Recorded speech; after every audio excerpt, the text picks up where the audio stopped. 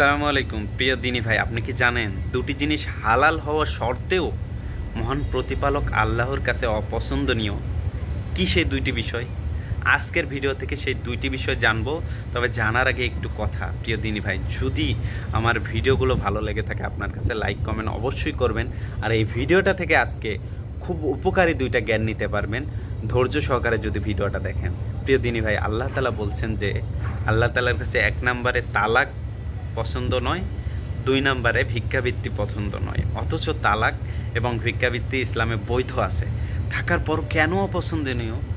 আল্লাহ তাআলা চায় না একটা সংসার ভাঙুক, আল্লাহ তাআলা চায় না একটা স্ত্রী চক্ষু দিয়ে অশ্রু ঝরুক নীরবে একাকী, একটা স্বামী হাহাকার করুক, একটা সংসার নষ্ট হয়ে যাক। এটা আল্লাহ তাআলা কখনো চায় না। আল্লাহ তাআলা চায় স্বামী স্ত্রী সুখে শান্তিতে থাকুক। তাই তো আল্লাহ তাআলা এই তালাককে অপছন্দ করেছেন।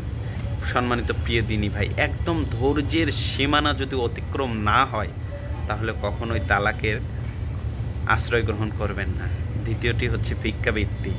রাসূল সাল্লাল্লাহু আলাইহি বলেছেন, যার থাকা সত্ত্বেও অন্যের কাছে চায়, তাই সেই ব্যক্তি কিয়ামতের দিন কিয়ামতে উঠবে, তার মুখে দাগ থাকবে, তোর মুখের মাংসগুলোতে দাগ থাকবে। প্রিয় দিনী ভাই, ইসলাম কখনো ভিক্ষাবৃত্তিকে সমর্থন করে না, যদিও বৈধ আছে। ভিক্ষাবৃত্তিকে প্রশ্রয় দেয় না, কেননা মুমিন সবসময় মাথা ঘামিয়ে কপাল ঘামিয়ে উপার্জন করবে, এটাই মুমিনের বৈশিষ্ট্য। তাই আসুন এই দুইটা জিনিস থেকে বিরত থাকি। আসসালামু আলাইকুম।